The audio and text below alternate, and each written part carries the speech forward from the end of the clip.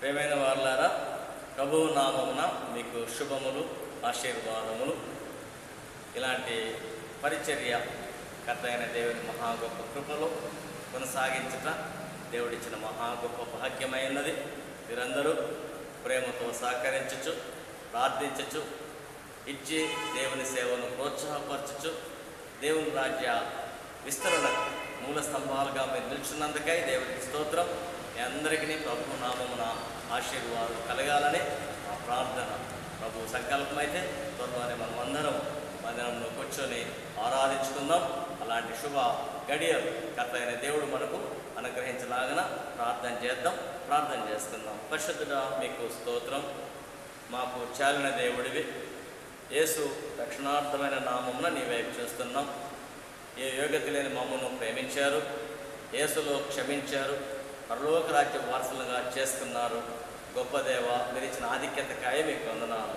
ఈ ప్రత్యేక పరిశుద్ధ ఉదయకాల ఆరాధనలో నిన్ను గణపరచడానికి, ఆడటానికి, కీర్తించడానికి, నీ వాక్యమును ధ్యానించి గైకొని మరింత ఆశీర్వాదములు కొనసాగటానికి మీ కృపా నడిపింపు దయతో మెండుగా అనుగ్రహించమని, పరిశుద్ధాత్మదేవ మీ నడిపింపులో మమ్ముంచి మీరే మహిమ పొందమని, సమస్త ఘనత, మహిమ, ప్రభావం మీకు ఆరోపిస్తూ యేసు నామమున ప్రార్థించున్నాం తండ్రి. ఆమేన్. ప్రభునందు ప్రియమైన దేవుని జనాంగమ, ఈ ఉదయకాలమున యేసు ప్రభు పరిశుద్ధ నామమున మీకు శుభములు, ఆశీర్వాదములు. మరో పర్యాయం ఇలాగా ఈ మీడియా ద్వారా మీతో కూడా దేవుని వాక్యాన్ని ముచ్చటించటం దేవుడు నాకు ఇచ్చిన గొప్ప భాగ్యముగా ఎంచి నేను దేవునికి వందనాలు చెల్లిస్తున్నాను. మీరందరూ కూడా ప్రభు మహా గొప్ప కృపలో బాగా ఉన్నారని నేను నమ్ముతున్నాను. మీ ఆరోగ్యంలో ఉల్లాసవంతంగా ఉండాలని, కర్త అయిన దేవుని సంరక్షణలో మీరు క్షేమమైన రీతిని జీవన విధానం సాగించాలన్నది మా ప్రార్థన. పరిశుద్ధ దినం ఉదయకాలం ప్రభు వైపు చూచే ఓ శ్రేష్టమైన సమయం.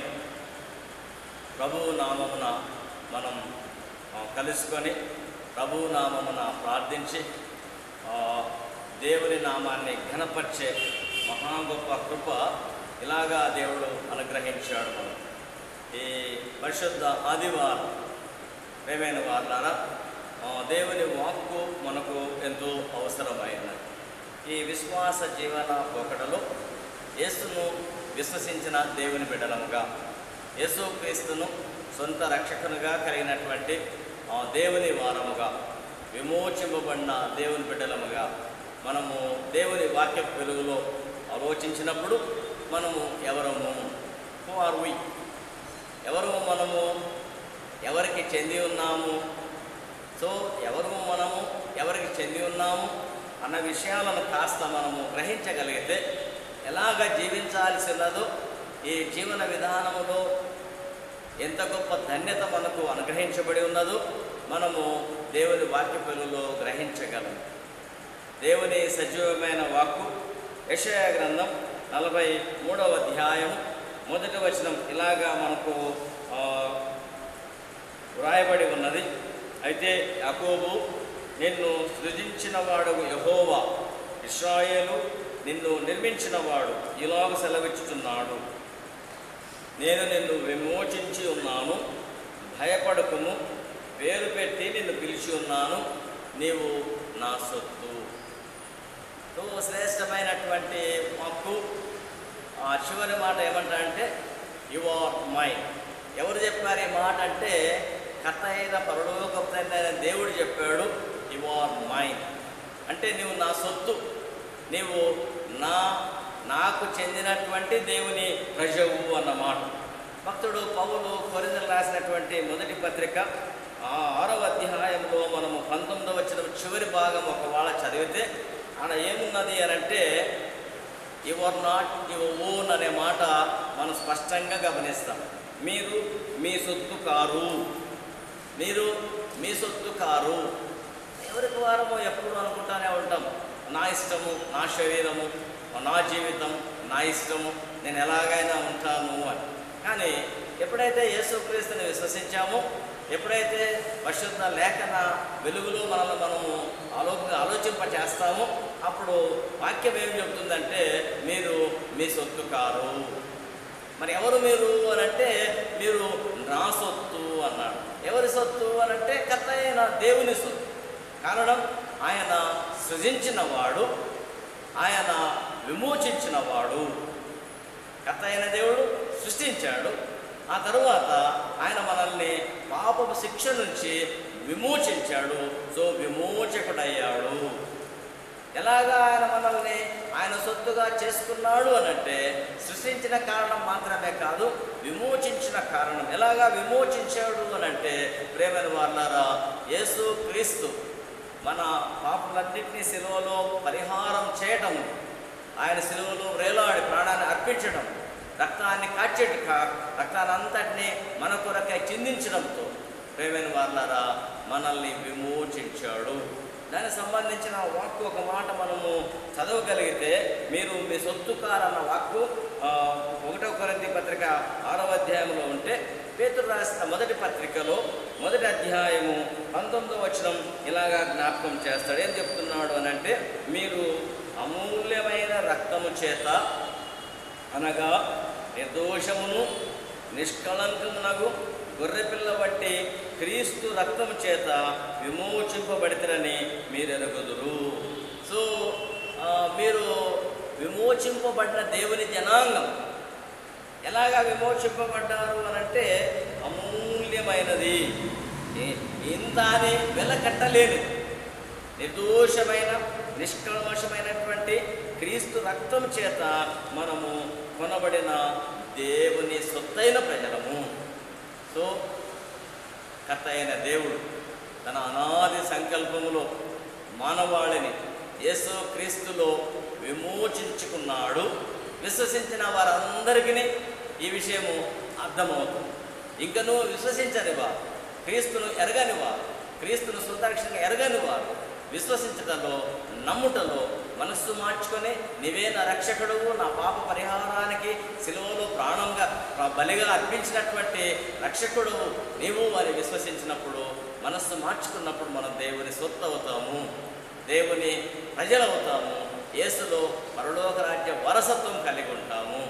ప్రియమైన వారులారా, మీరు మీ సొత్తు కాదు, మీరు దేవుని సొత్తు అయి ఉన్నారు. యెషయా గ్రంథంలో 43వ అధ్యాయం, మీరు నా సొత్తు, నేను మిమ్మును పేరు పెట్టి పిలిచి ఉన్నాను అంటే దేవునికి ఎంత గొప్ప ఆధిక్యత. ప్రియమైన వారులారా, ఆయన మనం పేరు పెట్టి పేరున ఎరిగిన దేవుడు. ఆ భరోసా ఆయన ఇవ్వగలడు. సో మనల్ని పేరున ఎరిగిన వాడు, మనల్ని తన సొత్తుగా అంగీకరించిన వాడు, మనము ఆయన సొత్తైన ప్రజలము. ఆయనకు చెందినవారు. ఈ లోకంలో ఒకవేళ ఒక మొబైల్ నేను షాప్లో పోయి కొంటే అది నా సొత్తు అవుతుంది. అది 10,000, 20,000, 50,000, ఇంకా 1,00,000 ఉందా అనంటే ఎంతెంత ఎక్కువ పెట్టుకుంటే అంతంత విలువ ఆ మొబైల్కి ఉంటుంది, అంతంత ప్రేమగా దాన్ని నేను చూసుకుంటా. అది నా సొత్తు కనుక మరి మనల్ని ప్రేమైన వారులారా, మన పరలోక తండ్రి దేవుడు ఆయనే కుమారునిగా స్వరక్తాన్ని కార్చి, ఆ స్వరక్తం చేత మీరు కొనబడిన వారు.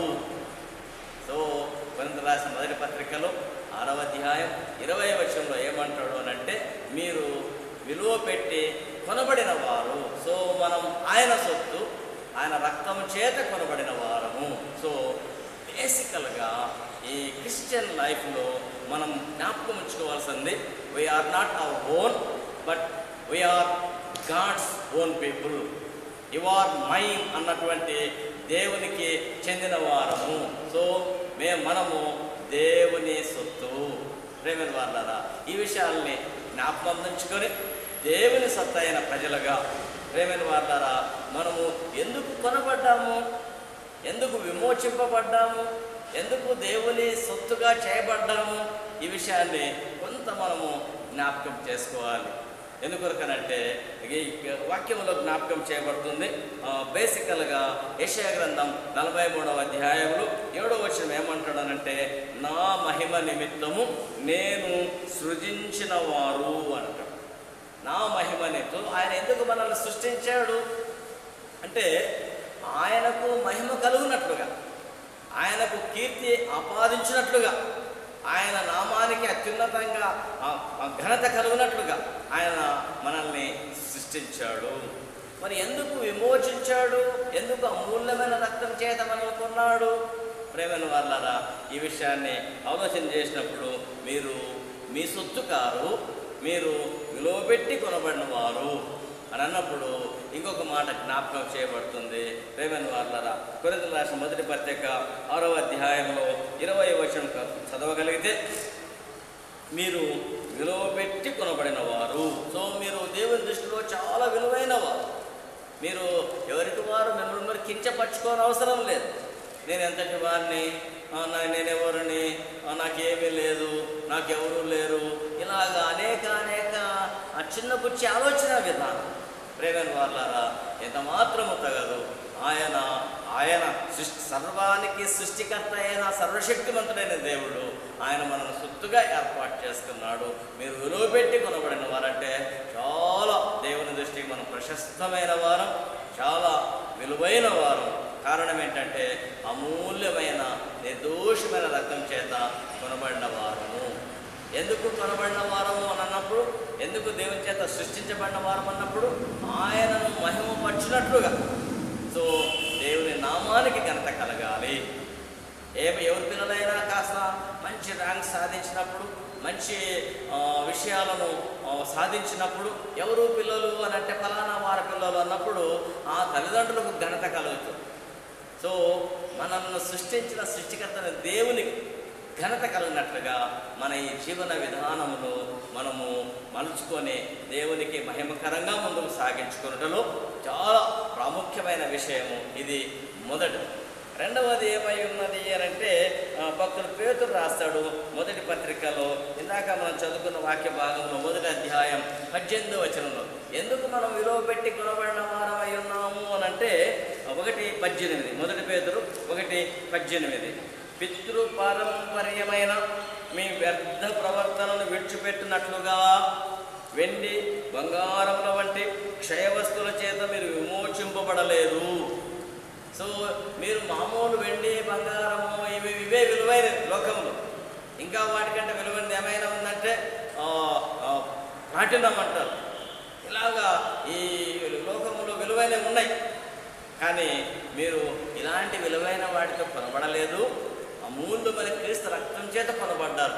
ఎందుకు అనంటే ఆ 18వ వచనం ప్రారంభంలో చెప్తాడు, పితృపారంపర్యమైన మీ వ్యర్థ ప్రవర్తనను విడిచిపెట్టినట్లుగా. మీరెందుకు కొనబడ్డారు, మీరెందుకు దేవుని సొత్తు అయ్యారు అనంటే, పారంపర్యంగా వచ్చే సాంప్రదాయ విధాన క్రైస్తవం అంటే ఇంతనే, ఇవే ఇలానే అంటే వాక్యానుసారం కానివి, ఏవైతే దేవుని ప్లీజ్ చేయవో అలాంటి జీవన విధానములు, కేవలము ఆచార వ్యవహారములు. ప్రేమైన వాళ్ళరా, ఇవి విడిచిపెట్టినట్లుగా ఆచార వ్యవహారములలో దేవుని ప్రేమ, పరిశుద్ధత, దేవునికి మహిమ ఉట్టిపడేట్టుగా మీరు వారిని విడిచిపెట్టి మీరు దేవునికి ప్రశస్తమైన సొత్తుగా ఉన్నట్లుగా మీరు విలువ పెట్టి కొనబడిన వారు. సో సంప్రదాయ సిద్ధమైనది కాదు, కానీ ప్రేమైన వాళ్ళరా, యథార్థమైన దేవుని ప్రేమ, యథార్థమైనటువంటి దేవుని మనస్సు, ప్రేమైన వాళ్ళ దేవుని అందరి శ్రేష్టమైనటువంటి అందరికీ ఆమోదయోగ్యమైనటువంటి వాక్యపు పోకడ, దాని నిమిత్తమై మీరు విమోచింపబడ్డారు. రెండవది ఏం చెప్తాడు అని అంటే, కొరింథీయులకు రాసిన మొదటి పత్రిక 6వ అధ్యాయంలో 20వ వచనంలో, మీరు విలువ పెట్టి కొనబడ్డవారు. ఎందుకు కొనబడ్డారు అంటే, మీరు మీ దేహముతో దేవుని మహిమపరచటానికి. ఇది నా దేహం, ఇది నా జీవితం, నేను తాగుతా, నేను నిద్రపోతా, నేను ఇట్లనే ఉంటా, నేను ఇలాగే ఉంటా, అనేకమైన ఏర్పాట్లు చేసేసుకున్నారు. దేహముతో మలినమైనవన్నీ కూడా చేస్తూ పోతున్నారు. పైన చెప్తున్నాడు, అనేక రకాలుగా మీరు మీ శరీరంతో పాపం చేస్తూ ఉన్నారు, వ్యభిచారంతో కొనసాగుతున్నారు. సో అలాంటి పోకడ కాకుండానట్లుగా మీ శరీరం దేవునికి మహిమకరంగా ఉండునట్లుగా ఆయన మిమ్మను విలువ పెట్టి కొన్నాడు. సో విశ్వాసికి ఈ విశ్వాసంతో కూడిన శరీర జీవన విధానం ప్రేమైన వాళ్ళరా బహు శ్రేష్టమైనది, బహు పరిశుద్ధమైనది. కొరింథీయులకు రాసినటువంటి ఆ మొదటి పత్రికలోనే 3వ అధ్యాయంలో మనము ఈ మాటలు గమనిస్తాం. 17వ వచనం, దేవుని ఆలయము పరిశుద్ధమై ఉన్నది, మీరు ఆ ఆలయమై ఉన్నారు. సో ఈ శారీరక జీవన విధానము బహు ప్రాముఖ్యమైనది. ఈ శరీర జీవన విధానంలో ఆత్మదేవుడు ఆయన మనలో ఉండటానికి ఇష్టపడిన దేవుడు. మీరు దేవునికి ఆలయమై ఉన్నారు. సో దేవునికి ఆలయమైనటువంటి మీరు దేవుని దేహములతో దేవుని మహిమపరచాలి. అందుకొరకు మీరు ప్రత్యేకపరచబడ్డారు, అందుకొరకై మీరు కొనబడ్డారు, అందుకొరకై దేవుని సొత్తుగా మీరు జీవిస్తూ ఉన్నారు. ఇంకా ప్రాముఖ్యమైన విషయం మరొకటి ఏముంది అని అంటే యెషయా గ్రంథకర్త చెప్తాడు 43వ అధ్యాయములో 21వ వచనం, నా నిమిత్తము నేను నిర్మించిన జనులు నా స్తోత్రమును ప్రచురము చేయుదురు. నిన్నో మనం ప్రచురం చేస్తూ ఉంటాం, కాని మాటలన్నీ వింటాం, వాస్తవాలు తెలియని విషయాలు అనేకుల చెవులు కొరికి కొరికి కొరికి అలాగా ప్రచారం చేస్తూనే ఉంటాం. అందులో వాస్తవం ఎంతో చెప్పే వ్యక్తికి ఏమాత్రము తెలియదు. ఏమైనా మాట్లాడారా ఇలాగా కాని మాటలన్నీ మాట్లాడుతూ అనేకులకు కీడు కల్పించడం కాదు, అనేకులకు అనానుకూలత కల్పించడం కాదు. మరి ఎందుకొరకు మీరు విమోచింపబడ్డారు? ఎందుకొరకు విమోచింపబడ్డారంటే దేవుని నామమును స్తోత్రము చేయటానికి, ఆయన స్తోత్రము ప్రచురపరచటానికి, ఆయన ప్రేమను, ఆయన పరిశుద్ధతను, ఆయన రక్షణ కార్యమును ప్రేమైన వాళ్ళారా ప్రచురపరచటానికి. క్రీస్తు పుట్టుక సందర్భములు, క్రిస్మస్ సందర్భములు ఈ గొల్లలు వచ్చేటువంటి ఉదంతం మనం జ్ఞాపకం చేసుకుంటాం. లూకాసు వార్త 2వ అధ్యాయంలో వారు ఆ రక్షకుని గురించిన జనన వార్తను విన్నటువంటి గొల్లలు ఆయనను దర్శించారు, ఆయనను పూజించారు. రాయబడిన మాట ఏమిటంటే ఆయనతో చెప్పబడినవన్నీ కూడా ఆయన విషయమే చెప్పబడినవి, వారు విన్నవి, వారు చూచినవి, వారు ప్రచురము చేయించు ముందుకు సాగారు. సో ఏదేదో ప్రచురం చేయటానికి మనం ఇక్కడ లేవు, ఏవేవో విషయాలు చెప్పటానికి కాదు. మన జీవిత కర్తవ్యం ఆయన శ్రేష్టమైన రక్తం చేత ఎందుకు విమోచించాడు అనంటే ఆయన నామమును ప్రచురపరచటానికి, ఆయన నామమును ప్రచురపరచటానికి, ఆయన కీర్తిని ప్రచురపరచటానికి. నిలబడి బోధిస్తే మాత్రం కాదు, దినదిన మాటల విధానములు, దినదిన ప్రవర్తనలు, మనం చేసే పనులలో, మన అన్ని యాక్టివిటీస్లో ప్రేమైన వారులారా ఆయనను మనము ప్రచురపరిచే వారంగా ఉండుట ప్రేమైన వారులారా కర్త అయిన దేవుడు కోరుకుంటున్నాడు. అందుకొరకే ఆ శ్రేష్టమైన కారణములకే మీరు మీరు విమోచింపబడ్డారు. మీరు మీ సొత్తు కాదు, మీరు నా సొత్తు. సో దేవుని సొత్తు అయిన ప్రజలను ప్రేమైన వారులారా మీరు మీ సొత్తు కారు, మీరు నా సొత్తు అన్నప్పుడు యెషయా గ్రంథకర్త 43వ అధ్యాయం 1వ వచనము ఒక శ్రేష్టమైన విషయం చెప్తాడు. ఏమంటాడంటే భయపడవద్దు. ఈ లోక జీవన విధానములు ఏ వ్యాధి ఎక్కడ సోకుతుందో, ఏది ఎప్పుడు ఎలా సంభవిస్తుందో, ఎన్నెన్నో భయాందోళనలు, ఎన్నెన్నో అనానుకూలతలు, అభద్రతా భావం పెరిగిపోయినటువంటి దిన ప్రేమైన వారులారా భయపడవద్దు. అంటే ఎవరు నిన్ను కాస్త దేవుని వాక్య పొరుగులో నీవు గుర్తించి నేను శ్రేష్టమైన విలువైన అమూల్యమైన రక్తం చేత కొనబడి ప్రత్యేకపరచబడిన దేవుని బిడ్డను అని నిర్ధారించుకున్నప్పుడు ప్రేమైన వారులారా దేనికి వెరవలసిన అవసరం లేదు. భయపడవద్దు. అనారోగ్యమా, లేకుంటే ఆర్థికమైనటువంటి సమస్యనా, లేక మరో సమస్యనా అది ఏ సమస్య అయినా సరే కాక భయపడవు. అభయం ఇచ్చిన దేవుడు. చూడండి ఆ మాట ఎంత చక్కగా చెప్తాడు. యాకోబు నిన్ను నిర్మించిన వాడు, ఇశ్రాయేలు నిన్ను సృజించిన వాడు, నేను నిన్ను విమోచించాను, నీవు భయపడకుము. దేని విషయం ఆందోళన చెందుతున్నావు, దేని విషయంలో నీవు అధైర్యపడుతున్నావు, దేని విషయంలో అభద్రతా భావంతో ఉన్నావు, అవన్నీ కూడా ఎరిగిన సర్వశక్తి గల దేవుడు నేను నిన్ను పేరు పెట్టి పిలిచి ఉన్నాను. ఈ మాట ప్రభు మాట్లాడడంలో ప్రేమైన వారులారా, మన ఆంతర్యం అంతయు ఎరిగిన దేవుడు, మన అభద్రతా భావం అంతటిని ఎరిగిన దేవుడు. అభద్రతా భావాన్ని తొలగించచ్చు, ధైర్యపరచచ్చు. ఇదిగో నీవు నా సొత్తు అంటే నేను నిన్ను గురించినటువంటి సమస్తమైన జాగ్రత్త వహించువాడను. దేవుని ప్రజలైన ఇశ్రాయేలులకు ఇదే నిబంధన చేశాడు. యేసు రక్తంలో విమోచింపబడి ప్రత్యేకపరచబడినటువంటి మనందరికి కూడాను ఇదే వాగ్దానం చేశాడు. నేను నిన్ను పేరున ఎరుగుదును. నువ్వు భయపడవద్దు అంటే నీ అన్ని ప్రార్థనలు, నీ కన్నీటి ప్రార్థనలు, నీ కష్టము, నీ అనానుకూలత, నీ దుఃఖము, నీ శ్రమ ఏదో నేను ఎరుగుదును.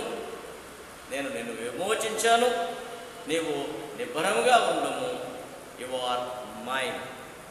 దేవుని మాట యు ఆర్ మైన్ అంటే మనము ఆయన సొత్తు. ఎంత గొప్ప మాట చూడండి ప్రేమైన వాళ్ళారా. ఇంత గొప్ప ఆధిక్యత పరలోక తండ్రి అయిన దేవుడు మనకు అనుగ్రహించాడు. మనము మన సొత్తు కాదు, విలువ పెట్టి కొనబడిన వారము, దేవుని సొత్తు. సో ఎప్పుడైతే మనం ఈ విషయాన్ని లోపల మన హృదయాంతరంలో బలపరుచుకుంటామో, ఎప్పుడైతే మనం ఇది బలపరుచుకొని నేను దేవుని మహిమపరచడానికి ఉన్నాను, ఈ పితృపారంపర్యమైన విషయాలన్నింటినీ వదిలిపెట్టాల్సి ఉంది, ఈ శరీర క్రియలు చేసుకోవడానికి నేను లేను, నేను దేవుని మహిమపరచాలి, దేవుని స్తోత్రం చేయాలి, దేవుని స్తోత్రం ప్రచురపరచాలి. వీటి మీద మన మనస్సును ఎప్పుడైతే మనం కేంద్రీకరిస్తామో ప్రేమైన వాళ్ళ అభద్రతా భావం తొలగిపోతుంది. భయపడకు మన దేవుని వాగ్దానాన్ని స్వీకరిస్తాం. నిబ్బరముగా, ధైర్యముతో, మరింత ఆశీర్వాదంతో దేవుని సొత్తుగా కొనసాగటం. అలాంటి కర్త అయిన దేవుని బలిష్టమైన హస్తకాబ్దలో మనం భద్రంగా దీవించబడిన వారు ఉండటానికే యు ఆర్ మైన్ అన్నాడు. మనము దేవుని సొత్తైన దేవుని ప్రజలం, దేవుని సొత్తైన దేవుని ప్రజలుగా ఉండి దేవుని ఘనపరిచినట్లుగా ఆత్మదేవుడు సహాయం చేయగాక. ఆమేన్. ప్రార్థన. పరిశుద్ధుడా నీకు వందనాలు. ఇలాగా నీ సన్నిధిని, నీ వాక్కును స్వీకరించే ఓ శ్రేష్టమైన ఆధిక్యత మాకు అనుగ్రహించినందుకు మీకు వందనాలు. ప్రార్థన ఆలకించువాడివి, ఇదిగో కనికరించండి. ఇంకా ఎవరెవరి హృదయాలలో అభద్రతా భావం ఉన్నాయో దర్శించి తొలగించండి. భయపడకుము అని మా ప్రభు ఆదేశం ఇచ్చారు, వాగ్దానం ఇచ్చారు. ఇదిగో స్వీకరించి నిబ్బరం కలిగి ఇదిగో నీ సొత్తుగా మా ప్రభు ఉల్లాసంతో జీవించడానికి సహాయం చేయండి. ప్రతి వారి ప్రార్థన మీ పరిశుద్ధ సంకల్పము నెరవేర్చండి. చాలిన దేవుడివి, పేరు ఎరిగిన దేవుడివి, పేరు పెట్టి పిలిచిన దేవుడివి. ఇదిగో నమ్మకమైన దేవా మీకు స్తోత్రం. మా ప్రియులందరికీ వివాహంలో భద్రపరచండి, వారి పనుల్లో తోడైండండి, ఆయా కుటుంబాలను దర్శించండి, భార్యాభర్తల మధ్య సమాధానం ఇవ్వండి, తల్లిదండ్రుల బిడ్డల మధ్య నెమ్మది సమాధానం కలుగజేయండి. బిడ్డలు ఉన్నతమైన భవిష్యత్తు కోరి ప్రార్థిస్తున్నాం.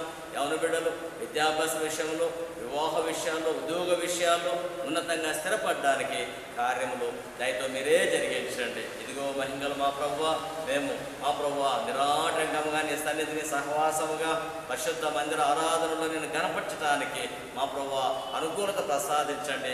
ఈ కరోనా వైరస్ సంపూర్ణంగా నిర్మూలించండి. దాన్ని బాధపడకుండా మీరు మమ్మల్ని కాపాడండి. మా ప్రియులు ఎంతో ప్రేమతో ప్రార్థించి ఇదిగో నీ రాజ్య వ్యాప్తి కొరకై నిల్చొని సేవకై అర్పించి సేవను ప్రోత్సాహపరుస్తుండగా అలాంటి వారందరి మీద అధికమైన మీ ఆశీర్వాదం గుమ్మరించండి. ప్రార్థించేవారిగా, అర్పించి నేను ఘనపరిచేవారిగా, సేవను ప్రోత్సాహపరిచేవారిగా, మరింత అధికమైన ఆశీర్వాదం అనుభవించేవారు ఉన్నట్లుగా ఇదిగో ప్రియులైన వారందరినీ మీరే దర్శించమని, ప్రతి కొరత తీర్చమని, సమృద్ధిని కలగజేయమని, అభద్రతా భావం సంపూర్ణంగా తొలగించమని, మీ బాహువులో భద్రపరచుమని, ప్రశాంతత సమకూర్చుమని, దీవించి భద్రపరచగల నీకే మమ్మల్ని మేము సమర్పించుకుంటూ యేసు నామమున ప్రార్థించున్నాము తండ్రి. ఆమేన్. మన ప్రభు అయిన యేసుక్రీస్తు కృప, తండ్రి అయిన దేవుని ప్రేమ, పరిశుద్ధాత్మ దేవుని అనూన సహవాసం మనందరూ నిత్యము తోడైండుగాక. ఆమేన్.